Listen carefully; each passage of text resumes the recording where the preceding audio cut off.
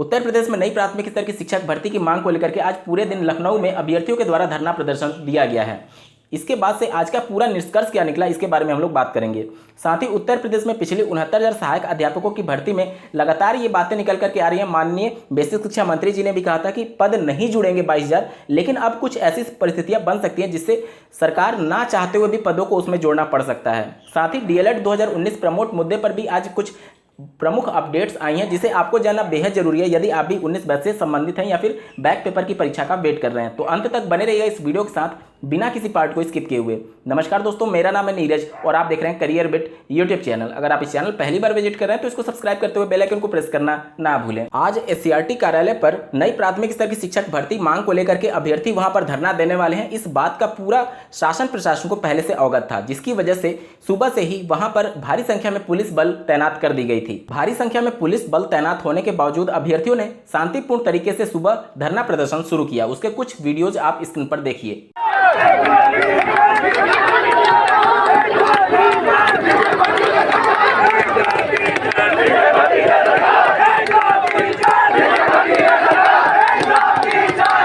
फिर उसके बाद से अभ्यर्थियों का एक गुट एससीईआरटी कार्यालय में प्रवेश करने की कोशिश किया और वहां पर भारी संख्या में पुलिस बल अंदर भी तैनात थी, जिसके बाद से इन अभ्यर्थियों का पुलिस बल ने विरोध किया कि आप बाहर ही धरना प्रदर्शन करिए। जहां पर अभ्यर्थी अड़े हैं कि जब तक महानिदेशक से उनकी मुलाकात नहीं हो जाती तब तक वो सभी बाहर नहीं जाएंगे, जिस पर पुलिस प्रशासन बल का प्रयोग करते हुए इन अभ्यर्थियों पर लाठीचार्ज किया गया और इन सभी अभ्यर्थियों को वहां से खदेड़ दिया गया। हमारे साथियों के साथ लाठीचार्ज किया गया है। यहाँ पे आप देख सकते हैं नीचे ये लोग बेहोश पड़े हुए हैं यहाँ पे, लेकिन सरकार फिर भी सुनने के लिए कोई तैयार नहीं है। इनके पैरों में चोट लगी है, इनके हाथों में चोट लगी है। अभ्यर्थियों पर लाठीचार्ज होने के बाद और एससीईआरटी कार्यालय से कुछ राहत ना मिलने की वजह से अभ्यर्थियों ने विधानसभा का घेराव करने पर विचार किया और अभ्यर्थी पैदल मार्च करते हुए विधानसभा की तरफ आगे बढ़े और वहां पर अपना धरना प्रदर्शन शांतिपूर्ण तरीके से शुरू कर दिए थे। लेकिन फिर से पुलिस बल का प्रयोग करते हुए इन अभ्यर्थियों को मौके से खदेड़ दिया गया और भारी संख्या में अभ्यर्थियों को गिरफ्तार करके इको गार्डन ले जाया जाने लगा।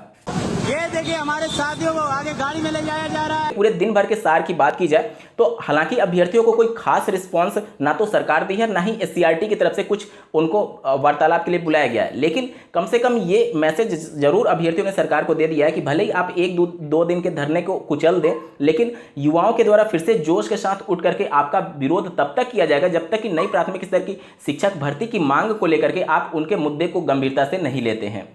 एससीईआरटी कार्यालय पर जो पिछला धरना हुआ था नई प्राथमिक स्तर की शिक्षक भर्ती मांग को लेकर के, उसमें कम से कम अभ्यर्थियों के गुट को बुलाया गया था महानिदेशक से मीटिंग के संदर्भ में कि उनकी मांगों को सुना जाए, लेकिन आज ये तक भी नहीं हुआ। इतना पॉजिटिव रिस्पांस क्यों नहीं देखने को मिला है? तो इसका सबसे प्रमुख कारण था कि आज का जो धरना प्रदर्शन था वो पूरी तरीके से दिशाहीन था।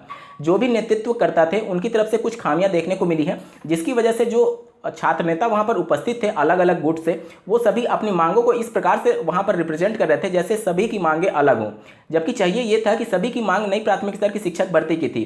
तो आप किसी भी गुट से संबंधित हो, आपको व्यक्तिगत लाभ छोड़ करके एक आम प्रशिक्षु की तरह अपने मुद्दे को रखना चाहिए था, लेकिन वहां पर कुछ चीजें ऐसी घटी हैं जिसको नहीं घटना चाहिए था। और सभी छात्र जब तक संगठित होकर के एक सुर में आवाज नहीं देंगे, अपने जो भी गुट हैं उनसे ऊपर उठ करके नई प्राथमिक स्तर की शिक्षक भर्ती की मांग नहीं करेंगे, तब तक आपके मुद्दे उतना गंभीरता से नहीं उठ पाएंगे जितना कि उठना चाहिए था। फिर भी आज का जो संघर्ष रहा वो काबिले तारीफ था। आप लोगों ने काफी अच्छा संघर्ष किया और मैं उम्मीद करता हूं कि सरकार आज नहीं तो कल आपके मुद्दे को गंभीरता से जरूर लेगी। चलिए अब बात कर लेते हैं उत्तर प्रदेश में पिछली 69,000 सहायक अध्यापकों की भर्ती में दो गुट ऐसे भी हैं जो अभी तक संघर्ष कर रहे हैं। पहला गुट ऐसा है जो कि 22,000 पदों को जुड़ाने के संदर्भ में एससीईआरटी कार्यालय पर धरना दे रहा था और दूसरा गुट ऐसा था जो कि आरक्षण घोटाले को लेकर के माननीय बेसिक शिक्षा मंत्री श्री सतीश चंद्र द्विवेदी जी के आवास पर धरना प्रदर्शन कर रहा था। एससीईआरटी कार्यालय पर 22,000 पद जुड़ाने के लिए अभ्यर्थियों की मीटिंग महानिदेशक से हुई है। वहां से भी कुछ आश्वासन उनको दिए गए हैं उनके मुद्दे को शासन तक पहुंचाने के क्रम में। और जो माननीय बेसिक शिक्षा मंत्री जी के आवास पर धरना प्रदर्शन हुआ था, वहां के भी रिप्रेजेंटेटिव्स को माननीय बेसिक शिक्षा मंत्री जी से मुलाकात हुई है और उनके भी मुद्दों को गंभीरता से लेने के लिए सरकार ने बोला है।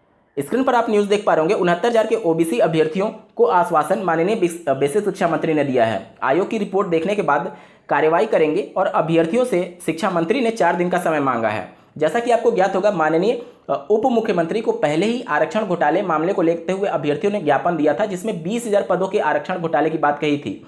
15,000 ओबीसी से संबंधित अभ्यर्थी थे और अन्य कैटेगरी जैसे SC ST को मिलाकर के 5,000 अभ्यर्थी थे।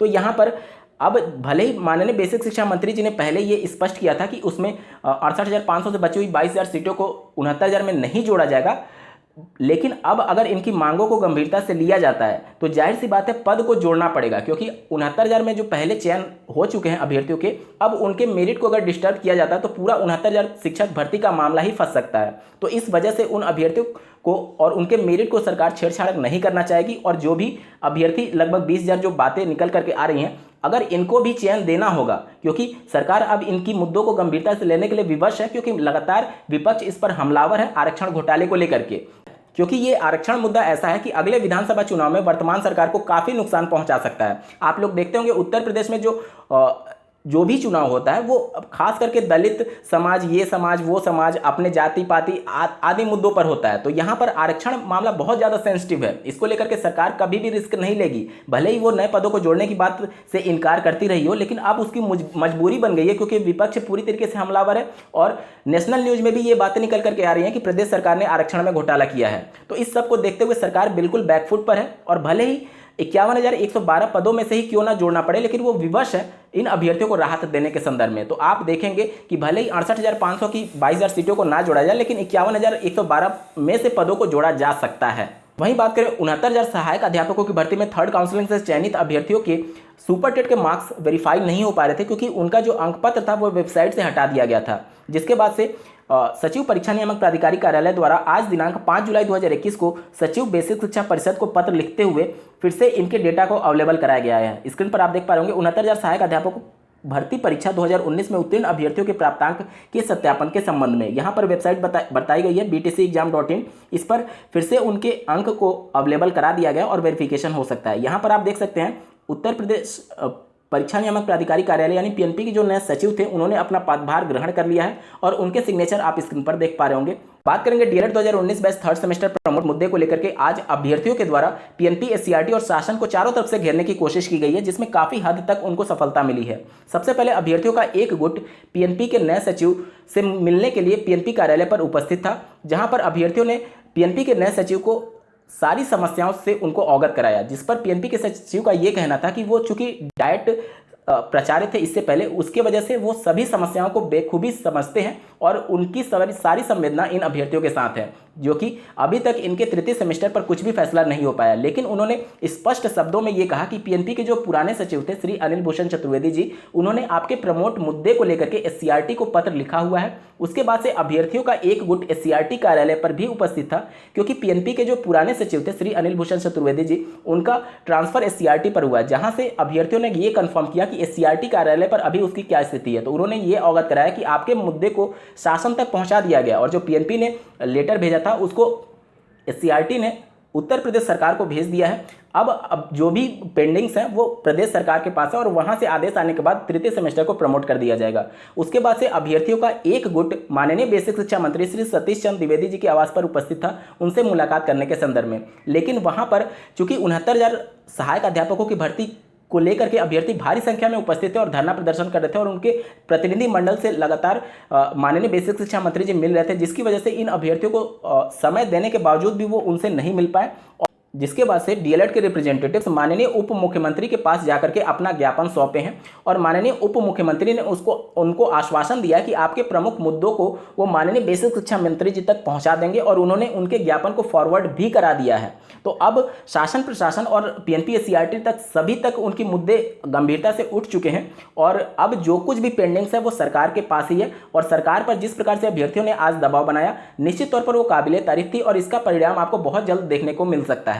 वहीं बात करें डीएलएड बैक पेपर से संबंधित अभ्यर्थियों के बारे में, तो अभी तक ये क्लियर नहीं हो पाया कि पीएनपी की तरफ से जो शासन प्रशासन को जो प्रस्ताव भेजा गया उनमें बैक पेपर से संबंधित अभ्यर्थियों को किस प्रकार से ट्रीट किया गया, उनको प्रमोट का लाभ दिया जाएगा या फिर नहीं, क्योंकि अभी तक जब तक ये सभी चीज़ें क्लियर नहीं होंगी तब तक स्पष्ट तौर पर कहना सभी के लिए मुश्किल है। तो आपको वेट करना होगा शासन की तरफ से क्या कुछ शासनादेश जारी होता है।